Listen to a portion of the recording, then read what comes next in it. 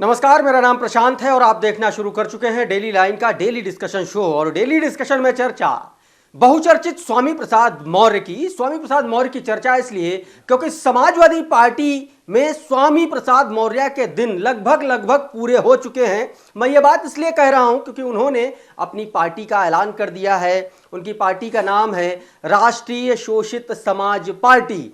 अब राष्ट्रीय शोषित समाज पार्टी का 22 तारीख को दिल्ली में एक बड़ी बैठक है, एक बड़ी मीटिंग है, प्रदेश भर से कार्यकर्ताओं को बुलाया गया है। इसका मतलब सीधे तौर पर एक ही है कि स्वामी प्रसाद मौर्य भले ही अभी समाजवादी पार्टी के महासचिव पद से इस्तीफा दे चुके हो, लेकिन बहुत जल्दी वो समाजवादी पार्टी से रिश्ता अपना खत्म करने वाले हैं। तो स्वामी प्रसाद रिश्ता आखिर क्यों खत्म करने वाले हैं, किसकी विषय पर स्वामी प्रसाद मौर्य ने अपनी पार्टी का, जो समाजवादी पार्टी का जो दामन था वो उन्होंने छोड़ा है या छोड़ने जा रहे हैं, इसी पर चर्चा करेंगे। और चर्चा करने के लिए हमारे साथ हमारे सहयोगी अभिषेक पांडे जी मौजूद हैं। अभिषेक जी, बहुत बहुत स्वागत है। Thank you.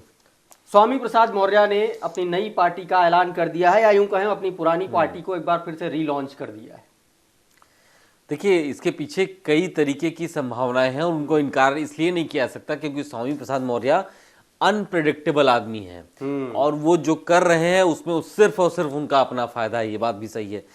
यही पार्टी वो लॉन्च करने वाले थे जब उन्होंने बीएसपी से इस्तीफा दिया था। बीएसपी से इस्तीफा दे करके वो कहते थे कि मैं अपनी पार्टी बनाऊंगा, लेकिन वो भाजपा चले गए क्योंकि उनको मंत्री बना दिया गया, उनकी बेटी को टिकट दे दिया गया, तो वो भाजपा में रहे। वहां पे उनका जैसे समय पूरा होता है तुरंत सपा की नैया में जाते हैं, चुनाव हार जाते हैं। झंडा बड़ा गजब है, उसमें सपा का भी रंग है, उसमें बसपा का भी रंग है, अगर हरा वाला देखें तो उसमें भाजपा का भी रंग है। तो स्वामी प्रसाद मौर्य हर रंग में रंग चुके हैं ना। आप समझिए, हर रंग का असर उनके ऊपर है। तो इसीलिए अब वो कह रहे हैं कि भाई अब किसी को उनको कुछ देने की हैसियत नहीं है, इसीलिए उन्होंने अपनी खुद ही पार्टी बना ली कि मैं अपने आप को स्वयं दूंगा। अब तो पार्टी बनाने के लिए एक मंच है उनके पास, आरएसएसपी, राष्ट्रीय शोषित समाज, एक मंच है, लोगों को जोड़ेंगे उसमें।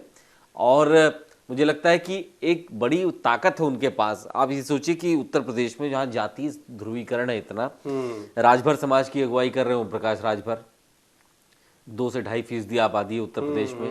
वो एक बड़े नेता बन गए। आज उनके पास 6 विधायक हैं। इसके अलावा मल्लाह निषाद देखिए आप, अनुप्रिया पटेल कुर्मी समाज की अगुवाई करती है, उनके पास आज 12 विधायक हैं। तो स्वामी प्रसाद मौर्य को लगता है भाई मैं जिस बिरादरी को रिप्रेजेंट करता हूँ 5% तो वो भी है उत्तर प्रदेश में, तो क्यों ना अपनी पार्टी बना करके। लेकिन स्वामी प्रसाद मौर्य से सवाल ये भी पूछा जाएगा, भैया अपनी सीट काहे नहीं बचा पाए तुम? अगर 111 विधायक जो समाजवादी पार्टी को जिता के दिए हो तो अपनी पार्टी अपनी सीट क्यों नहीं बचा पाए, खुद क्यों हारे? देखिए, इस चीज को थोड़ा सा समझना होगा। ये बात स्वामी प्रसाद मौर्य समझते हैं। He is a clever person, इसलिए क्योंकि जितनी भी पार्टीज हैं, चाहे ओम प्रकाश राजभर की पार्टी हो या कोई पार्टी हो, उनके पास जितना अपना वोट शेयर है अपनी जातियों का, अपने लोगों का, वो उतना नहीं होता है कि उनको जिता करके विधानसभा में बैठा दे। इसीलिए आपको किसी भी, आप देखिए कि इस तरीके की जो जातियों की पार्टियां हैं उनको हमेशा जब दूसरों का सहयोग मिलता है, मसलन अगर भाजपा में है तो भाजपा का कैडर वोट उनको चाहिए, अपर कास्ट वोट चाहिए, सपा में है तो मुस्लिम वोट चाहिए, यादव वोट चाहिए, सपा का कैडर वोट चाहिए, ये कॉम्बिनेशन बनता है तब आप जीत करके विधानसभा हुआ है। बिखरा हुआ है। इसीलिए उनको लगता है कि पहले तो अपनी ताकत बनाए। ओम प्रकाश राजभर तो खुद हमारे इस स्टूडियो में कह चुके थे कि हम तो बड़े पार्टियों से इसीलिए हाथ मिलाते हैं कि उनके साथ चल करके कुछ दूर हम भी बड़े बन जाते हैं, बड़े बन जाते हैं, हम भी, हमारा भी नाम हो जाता है। और ठीक बात है, अगर आप एक्सेप्ट कर रहे हैं इस बात को, अच्छी बात है। आप एक कास्ट को रिप्रेजेंट कर रहे हैं, आप अपने वर्ग के लोगों को रिप्रेजेंट कर रहे हो, तो उसमें कोई गलत बात नहीं है। स्वामी प्रसाद मौर्य जी भी अगर करेंगे तो उसमें क्या गलत है? कोई गलत नहीं। जब बीजेपी जब जातीय सम्मेलन बुला सकती है, जातियों के नाम पर अलग अलग नेताओं को टिकट देती है, उनसे रैलियां कराती है, सम्मान देती है, सम्मेलन कराती है, तो उस जाति, उस बिरादरी का नेता अगर अपने लिए खड़ा है, ओम प्रकाश राजभर है, आप संजय निषाद के आप कितने वीडियो देखे हैं आप, तो पैर दबाते हैं, आरती उतरवाते हैं, अपनी भगवान की तरह पूजा करते हैं और खुद लिखते हैं अपने बायो में, नीचे लिखते हैं गॉड फादर ऑफ फिशरमैन, खुद लिखते हैं वो। तो उन जातियों में नेताओं की अपनी पूरी सोच। स्वामी प्रसाद मौर्य के सामने एक अच्छी अपॉर्चुनिटी आई है। उनको लगता है कि बार बार बीजेपी के सामने, अखिलेश यादव के सामने गिड़गिड़ाने से अच्छा है अपनी पार्टी बनाओ, वो खुद बुलाएंगे और फिर आप उनकी पार्टी में शामिल नहीं होंगे, वो आपसे समझौता करेंगे फिर।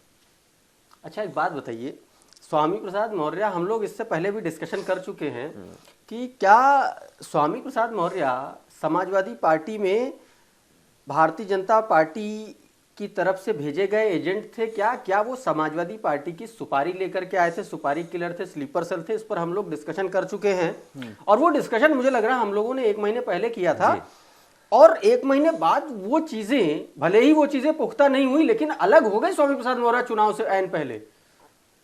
सपा के नेता खुद कहते थे हाँ। कि ये तो ऐसा लग रहा है कि जैसे ये पूरा कॉन्ट्रैक्ट लेके आए हैं कि सपा को परेशान करके रखेंगे। हाँ। आप सपा में देखिए 2 फाड़ हो गई है इस समय, 2 खेमे बन गए। अच्छा, अखिलेश यादव बोल नहीं पा रहे हैं। मनोज पांडे को छुटभैया नेता, छुटभैया नेता, छुटभैया नेता हर बयान में कहते हैं। और जो बयान वो दे रहे हैं उससे सपा को समर्थन देने वाला एक बड़ा वर्ग नाराज है। हाँ। सनातनी लोग नाराज हैं, उत्तर प्रदेश में साधु संत नाराज हैं। भाई अखिलेश यादव जो मुझे लगता है, देखिए भले वो एक पार्टी को जिस तरह रिप्रेजेंट करते हैं, लेकिन उनकी जो इमेज बॉन्डिंग, इमेज बिल्डिंग है, अगर वो सही दिशा में चले तो बहुत सारे लोग उनके फॉलोअर हैं, पसंद करने वाले बनवा रहे हैं। तो लेकिन स्वामी प्रसाद मौर्य जैसे लोग आते हैं तो एक वर्ग नाराज हो जाता है। इसीलिए तो मैंने कहा 2 फाड़ जैसी स्थिति पैदा कर दी स्वामी प्रसाद मौर्य ने।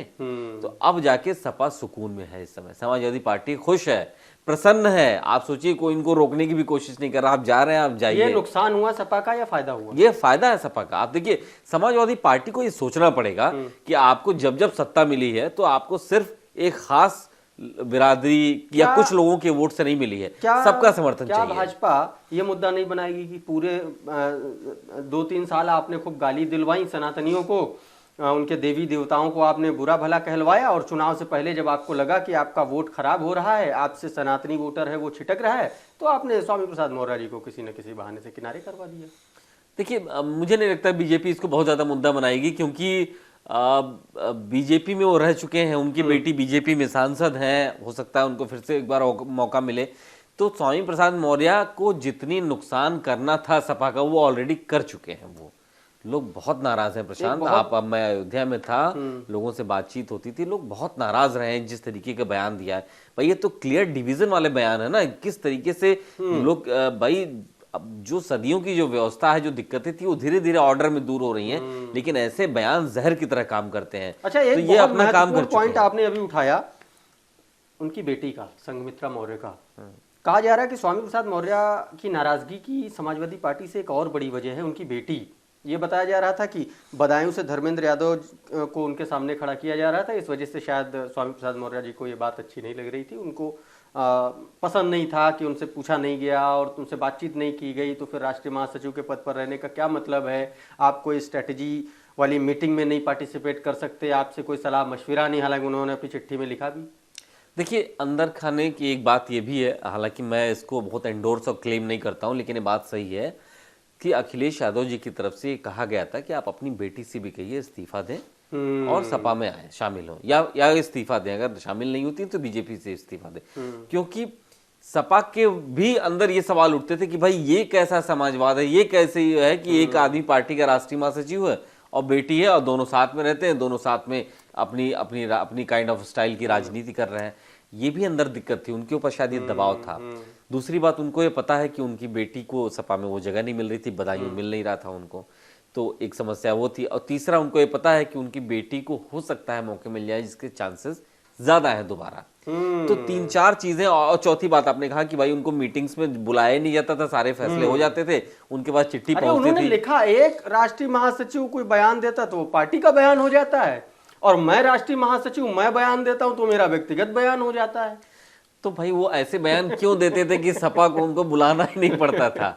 समस्या तो यही थी। आप ऐसे बयान क्यों देते हैं कि सपा खुद चाहती थी कि यार इन तक ये खबर ना पहुंचे बस किसी तरह।